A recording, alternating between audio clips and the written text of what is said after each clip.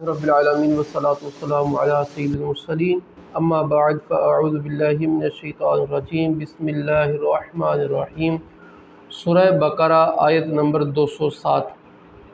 اللہ تبارک و تعالی ارشاد فرماتا ہے وَمِنَ النَّاسِ مَن يَشْرِي نَفْسَهُ ابْتِغَاءَ مَرْضَاتِ اللَّهِ وَاللَّهُ رَءُوفٌ بِالْعِبَادِ۔ ارشاد فرمایا اور لوگوں میں سے کوئی وہ ہے جو اللہ کی رضا تلاش کرنے کے لیے اپنی جان بیچ دیتا ہے، اور اللہ بندوں پر بڑا مہربان ہے۔ آیت کا پس منظر یہ ہے کہ حضرت سیدنا صہیب رومی رضی اللہ تعالی عنہ جب مکہ معظمہ سے ہجرت کر کے نبی اکرم صلی اللہ علیہ وآلہ وسلم کی بارگاہ میں مدینہ منورہ میں حاضر ہوئے تو راستے میں مشرکین کی ایک جماعت نے آپ کا تعاقب کیا اور آپ کو گھیر لیا۔ آپ رضی اللہ تعالیٰ عنہ اپنی سواری سے اترے اور اپنے ترک سے تیر نکال کر فرمانے لگے اے قریش، تم میں سے کوئی میرے پاس نہیں آ سکتا جب تک کہ میں تیر مارتے مارتے اپنا تمام ترکش خالی نہ کر دوں، اور کہا کہ پھر جب تک میرے ہاتھ میں تلوار ہے میں اس سے لڑتا رہوں گا، اسے میں تمہیں ماروں گا۔ ہاں، جہاں تک میرے مال کی بات ہے، اگر تم میرا مال لینا چاہو تو وہ مکہ مکرمہ میں ایک جگہ مدفون ہے، تو اس کا میں تمہیں پتہ بتا دیتا ہوں، اور وہ جا کے لے لو اور میرا راستہ صاف کر دو۔ اور اس پر وہ راضی ہوئے، کیونکہ وہ جو قریش مکہ تھے جنہوں نے تعاقب کیا تھا وہ تو اسی لیے تعاقب کیا تو اس میں ایک بڑی وجہ یہ بھی تھی کہ ان کو مال و دولت کا لالچ دیا گیا تھا۔ جیسے نبی اکرم صلی اللہ علیہ وآلہ وسلم کے قافلوں کو جنہوں نے پیچھا کیا تھا ان کی بھی مطمع نظر یہ مال تھا، پھر جو صحابہ کرام علیہم رضوان بعد میں گئے ان کے تعاقب میں جو لوگ نکلا کرتے وہ تو اسی لیے کہ ابو جہل اور ان سرداروں کی طرف سے بڑے بڑے مال و دولت کی پیشکش کی گئی کہ جو پکڑ کے لائے گا ہمیں اسے یہ نوازیں گے، وہ کریں گے، وہ کریں گے۔ تو اب کہا کہ میرا مال مکہ مکرمہ میں مدفون ہے، آپ وہ لے لو، تو وہ راضی ہو گئے۔ اچھا، پھر وہ چلے گئے، آپ کا راستہ چھوڑ دیا۔ اچھا، پھر جب نبی اکرم صلی اللہ علیہ وآلہ وسلم کی بارگاہ میں سیدنا صہیب رومی رضی اللہ تعالیٰ عنہ حاضر ہوئے تو یہ آیت مبارکہ نازل ہوئی کہ جس میں یہ ہے کہ لوگوں میں سے کوئی وہ ہے جو اللہ کی رضا تلاش کرنے کے لیے اپنی جان بیچ دیتا ہے، اور اللہ بندوں پر بڑا مہربان ہے۔ تو جب یہ آقا علیہ الصلوۃ والسلام کی بارگاہ میں آئے، نبی اکرم صلی اللہ علیہ وآلہ وسلم نے یہ آیت تلاوت فرمائی اور ارشاد فرمایا تمہاری یہ جان فروشی بڑی نفع بخش تجارت تھی۔ تو انہوں نے اپنی جان کو اللہ کی بارگاہ میں بیچ دیا کہ اپنے مقصد اور اپنے رب کے حکم کے پیچھے کہا کہ میں تم سے لڑوں گا، اور بالکل اپنی جان دینے کے لیے تیار ہو گئے۔ پھر اس کے بعد اگلی آیت نمبر 208، اس میں اللہ تبارک و تعالیٰ نے ارشاد فرمایا یا ایھا الذین آمنوا ادخلوا فی السلم کافۃ ولا تتبعوا خطوات الشیطان انہ لکم عدو مبین۔ ارشاد فرمایا اے ایمان والو، اسلام میں پورے پورے داخل ہو جاؤ اور شیطان کے قدموں پر نہ چلو، بے شک وہ تمہارا کھلا دشمن ہے۔ اب اس آیت کا بھی ایک پس منظر ہے، ہوا یہ کہ عظیم صحابی رسول حضرت عبداللہ بن سلام رضی اللہ تعالیٰ عنہ جو یہودیوں کے پہلے بہت بڑے عالم تھے، آپ کا ایک نام تھا، جب نبی اکرم صلی اللہ علیہ وآلہ وسلم مدینہ منورہ تشریف لائے تو آقا علیہ الصلوۃ والسلام کو دیکھتے ہی کلمہ پڑھ لیا،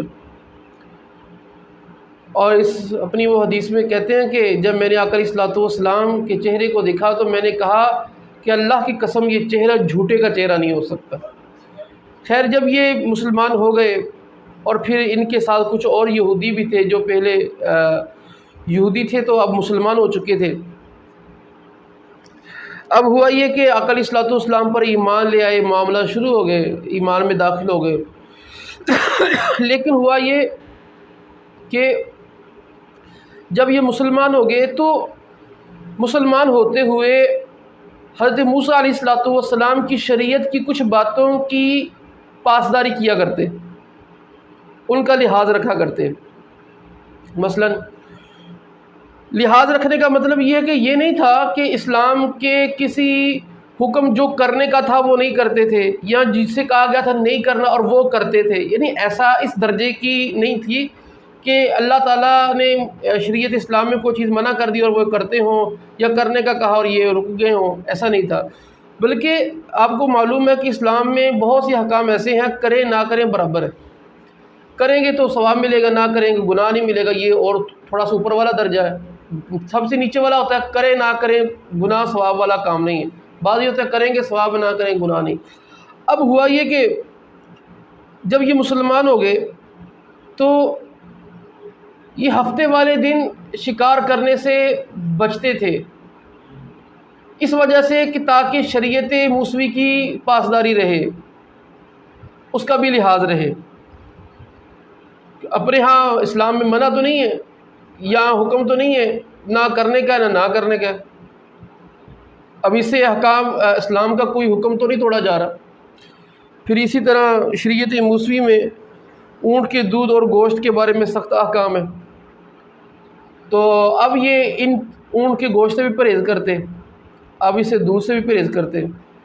خیال تو یہی تھا کہ اسلام میں کون سا یہ ضروری چیزیں ہیں، مباح ہے کرے نہ کرے چلے، ان سے بچتے ہیں، ساتھ ساتھ شریعت موسوی کی بھی پیروی ہو جائے گی، اور اسلام کی مخالفت تھوڑی ہے اس میں۔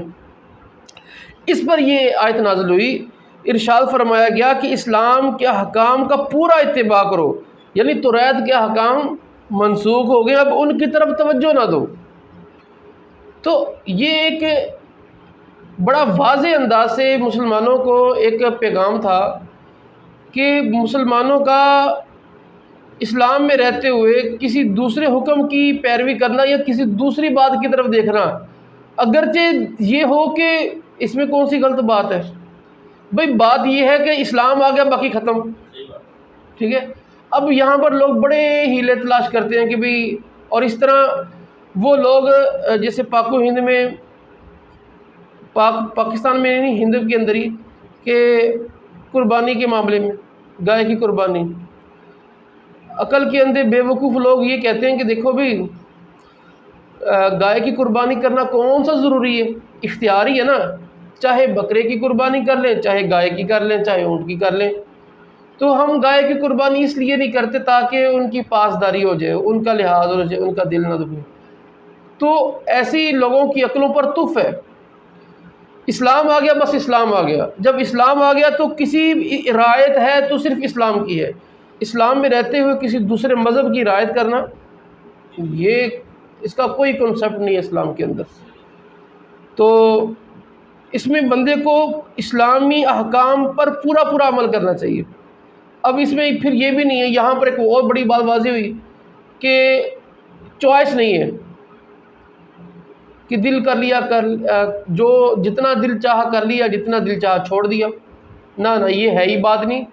اسلام میں جب آ گئے تو پورے آ گئے، چوائس ختم ہے۔ ہاں اسلام کے دائرے میں کچھ چوائسیں ہیں، کچھ نہیں بہت زیادہ چوائسیں ہیں، لیکن اسلام کے دائرے کے اندر، ٹھیک ہے۔ تو یہ تو نہیں ہے کہ اسلام کے دائرے میں رہتے ہوئے ہم باہر کی چوائسیں لیں۔ اس کی سادہ مثال کیا ہے؟ اس کی سادہ مثال آج کے دور میں سمجھانے کے لیے کسی ملک میں رہنے والے کے اوپر اس ملک کے آئین و قانون کی پاسداری لازم ہے۔ یہ تو نہیں ہوگا کوئی کہے کہ میں رہوں پاکستان میں اور قوانین انڈیا کے فائدے اٹھاؤں، اور بھائی اگر انڈیا کے قانون کے فائدے اٹھانے ہیں تو پھر پاکستان میں تھوڑی کوئی رہے گا، تو وہ ادھر جائے گا نا۔ تو یہی حال ہے کہ اسلام میں جب آنا ہے تو پھر پورا آنا ہے۔ یہ تو نہیں ہے کہ تھوڑے سے بندہ فائدے یہودیت کے اٹھا لے، تھوڑے عیسائیت کے اٹھا لے، تھوڑے سے ہندومت کے اٹھا لے، ٹھیک ہے۔ تو یہ غلط ہے۔ اور پھر اسی آیت سے ان لوگوں کی نفی ہوتی ہے جو کہتے ہیں کہ سب ٹھیک ہے، سب ٹھیک نہیں ہے، اسلام ہی ٹھیک ہے۔ اور پھر بین المذاہب ہم آہنگی کی بات کرتے ہیں کہ ان کی رعایت کی بات کرتے ہیں، تو یہ اسلام میں کوئی کنسپٹ نہیں ہے۔ تو یہ بھی ایک ہم آہنگی تھی کہ جو انجانے میں ان سے ہوئی، ٹھیک ہے۔ خیر ان سے ہونا تھا تو ہمیں پتہ چلنا تھا، یہ بھی اللہ تعالیٰ کی ایک حکمت ہے، ایک طریقہ ہے سمجھانے کا۔ وہ تو گناہوں سے بری ہیں، کیونکہ ان کے لیے تو احکام ابھی نازل ہو رہے ہیں. ہاں جب شریعت مکمل ہوگی تو اس کے بعد کوئی حجت نہیں کسی کے لیے، کچھ عذر باقی نہیں رہا. تو اب یہاں پر ہمیں یہ خیال کرنا چاہیے کہ ہم نے ہمیشہ قوانین کی پاسداری کرنی ہے تو صرف اور صرف اسلام کی کرنی ہے. اسلام کے رہتے ہوئے کسی دنیا کے طرز زندگی کو اپنانے کی حاجت نہیں ہے. اسلام کے ہوتے ہوئے کسی قانون کو اپنانے کی حاجت نہیں ہے. اسلام ہی ہمارے لیے قانون ہے، اسلام ہی ہمارے لیے طرز زندگی ہے. تو اب دیکھیں نا، یہاں پر کوئی چیزیں بعض دفعہ ہوتی درست ہے، لیکن جب اس میں دوسرا کنسیپٹ مل جاتا ہے تو غلط ہو جاتا ہے. اب دیکھیں، اونٹ کے گوشت سے کوئی پرہیز کرتا ہے، گناہ نہیں ہے. ہم میں سے کتنے لوگ ہیں زندگیاں گزر جاتی ہیں اونٹ کا گوشت ہی نہیں کھایا، ٹھیک ہے، لیکن کوئی اس لیے پرہیز کرے کہ یہودیت میں منع ہے تو یہ کھانا نہ پرہیز کرنا حرام ہو جائے گا. اب یہ کیونکہ اس میں کافروں کو راضی کرنے کا جرم پایا جا رہا ہے. اب وہ لوگ توجہ دیں کہ جو کفار کو راضی کرنے کے لیے کام کرتے ہیں، کہتے ہیں چکڑا کوئی ساڑھے اسلام میں منع تھوڑی ہے، اس طرح کر دو، اس طرح کر دو، یہ کر دو. بڑے 100 طرح کی ہیلے ہیں کافروں کو راضی کرنے کے لیے، ان کے تہوار، ان کی چیزیں، ٹھیک ہے. تو یہ اس کا بالکل اسلام سے لینا دینا نہیں ہے.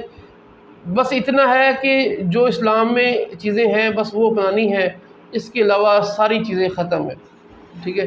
اسلام میں رہتے ہوئے جمہوریت کو اپنانا، ٹھیک ہے، اور اس میں کون سی بڑی چیز ہے بھئی؟ یہ دیکھو کہ جمہوریت کا جو تمہیں ظاہری سٹرکچر یا ایک بات پہنچائی جا رہی ہے، ہو سکتا ہے تمہیں کسی موقع پر وہ درست نظر آئے، لیکن تم یہ دیکھو کہ وہ کن کی یاد دلاتی ہے اور وہ کن سے منسوب ہے اور کن کا وہ ایک طریقہ حکومت ہے.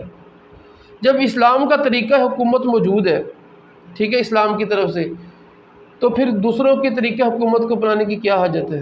اگرچہ تمہیں کسی موڑ پر کسی جگہ پر اس میں کوئی قباحت نظر نہیں آتی، لیکن جب تک اسلام میں ہے تو پھر ادھر کیوں؟ ہاں وہ باتیں کہ جس کا اسلام میں درس نہیں ہے. دیکھیں، ایک ہے ان کے لیے ان کی رعایت کرتے ہوئے، ایک یہ ہے کہ ان کی رعایت نہ کرتے ہوئے کورٹ میٹر ہے. ہاں جہاں پر ایک ایسی چیز کو اپنائیں گے کہ جس میں ان کی رعایت پائی جائے گی تو یہ نہیں ہوگا. تو اس سے ذرا بندہ سادہ سمجھے کہ ان کی رعایت کرنا کتنا بڑا اسلام میں جرم ہے. پھر اس کے بعد اگلی آیت میں اللہ تبارک و تعالیٰ نے ارشاد فرمایا، فَإِن زَلَلْتُم مِّن بَعْدِ مَا جَاءَتْكُمُ الْبَيِّنَاتُ فَاعْلَمُوا أَنَّ اللَّهَ عَزِيزٌ حَكِيمٌ. فرمایا اگر تم اپنے پاس روشن دلائل آ جانے کے بعد بھی لغزش کھاؤ تو جان لو اللہ زبردست حکمت والا ہے. اس کا مطلب یہ ہے کہ واضح دلیلوں کے باوجود اسلام میں پورے داخل ہونے سے دور رہو اور اسلام کی راہ کی خلاف روش اختیار کرو تو یہ تمہارا بہت بڑا سخت جرم ہے کہ علم کے باوجود بے عملی یہ انتہا درجے کی جہالت ہے. تو اللہ تعالیٰ نے خبردار کیا اللہ زبردست حکمت والا ہے. پھر اللہ تعالیٰ کی حکمت اور اس کی خفیہ تدبیر ہم پر آئے گی. تو ہمارے ہاں اکثر لوگوں کا حال یہی ہے کہ اسلام کے واضح دلائل ہونے کے باوجود، اسلام کے سچا ہونے کے باوجود پھر دوسرے مذاہب کو پڑھنے کی، دوسرے مذاہب کو دیکھنے کی اور اس کے اندر جستجو کرنے کی کوشش کرتے ہیں، جو بالکل بھی گمراہی ہے. تو اللہ تبارک و تعالی ہمیں اسلام پر ہی ثابت قدمی عطا فرمائے. آمین بجاہ النبی الامین صلی اللہ تعالی علیہ وآلہ وسلم.